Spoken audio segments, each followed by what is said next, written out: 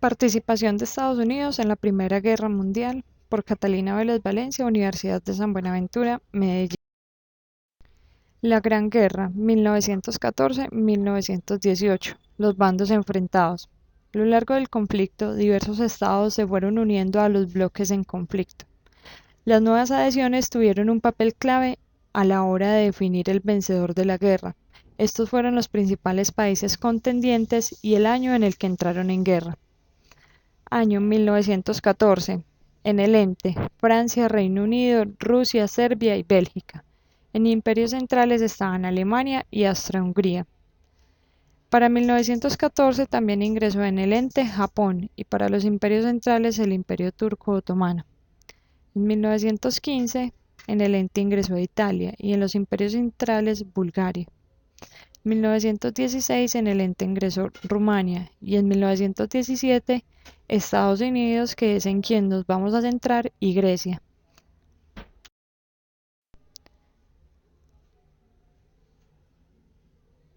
Estados Unidos adoptó una postura neutral, ya que no eran ni sus ciudades ni sus territorios en general los que estaban siendo afectados por la guerra. En repetidas ocasiones, Estados Unidos afirmó que no estaba apoyando a ninguno de los bandos. Sin embargo, crearon fondos para financiar a Inglaterra, Francia y sus aliados europeos, debido a los lazos históricos que tenían con los británicos y por sus buenas relaciones. Durante esta guerra, Estados Unidos dio inicio a su industria bélica. Participó durante 19 meses en la Gran Guerra. En el campo de batalla solo estuvo durante el verano de 1918, cuando los países europeos ya se habían destruido entre ellos.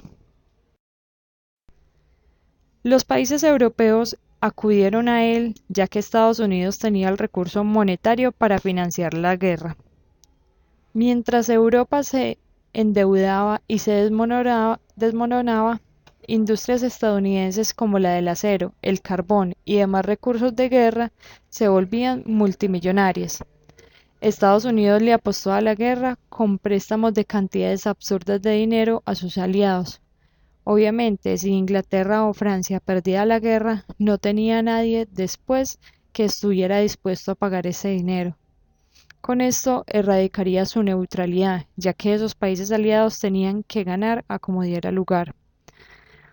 Poco a poco, Estados Unidos se metió en el conflicto, y lo que en 1914 era una posición neutral, para 1917 era ya una clara postura pro-guerra. La postura que tomó Estados Unidos es una postura que se puede explicar en varios puntos. ¿Cómo convertir a su país en una industria bélica y económica en unos cuantos años? En primer lugar, él no tenía un gran ejército, así que decidió crearlo.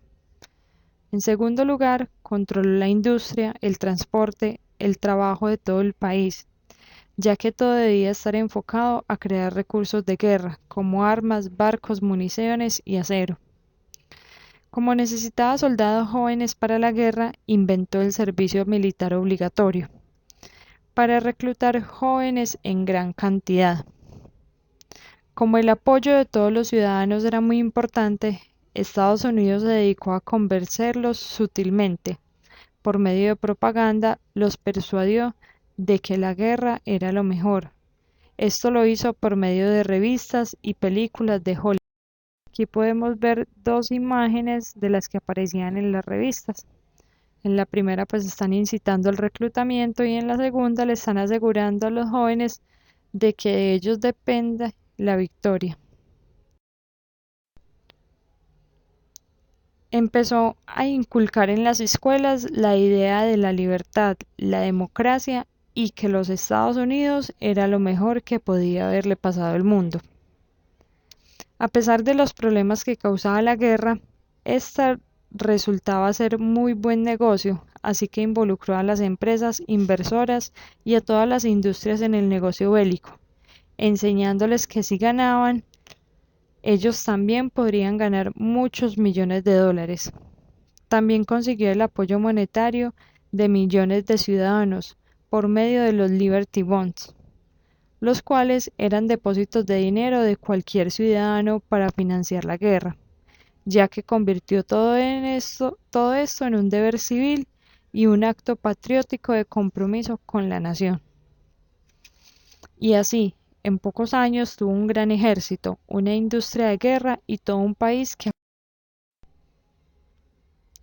ya que tenía todo listo y varios motivos, en abril de 1917 finalmente Estados Unidos entró en la guerra confrontando a Alemania, porque les interceptaron un telegrama donde le prometían a México recuperar California si le declaraban la guerra a Estados Unidos, y porque en mayo de 1915 un submarino alemán torpedeó sin aviso previo a un buque de pasajeros Lusitania frente a las costas irlandesas, incidente en el que fallecieron muchísimos ciudadanos norteamericanos.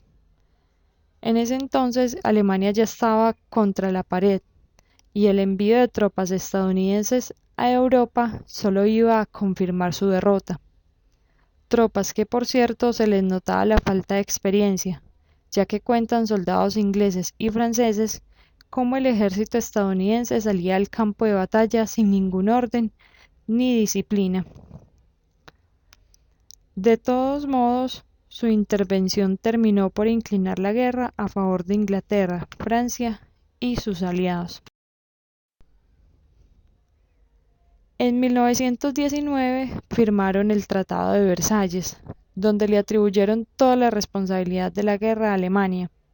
Para entonces, el presidente estadounidense Thomas Woodrow Wilson jugó un papel central en los nuevos acuerdos mundiales y presentó una lista de 14 puntos, de los que solo le aprobaron, en primer lugar, la eliminación de todas las barreras económicas para establecer un comercio justo, y en segundo lugar, la fundación de una Liga de las Naciones, que de hecho es el antecedente de la ONU. Fue con esto cuando inició el alto intervencionismo de los Estados Unidos en todos los conflictos y guerras a nivel mundial, y se encargó así de crear una política e industria bélica que de hecho definiría su papel durante todo el siglo XX. Me parece interesante e importante toda la determinación que tomó Estados Unidos durante este periodo y la definición que le dio a su política internacional, donde se mostró que jugaba como más le convenía económica y políticamente, dándole así dándole así los mejores créditos y resultados al finalizar este sangriento conflicto mundial.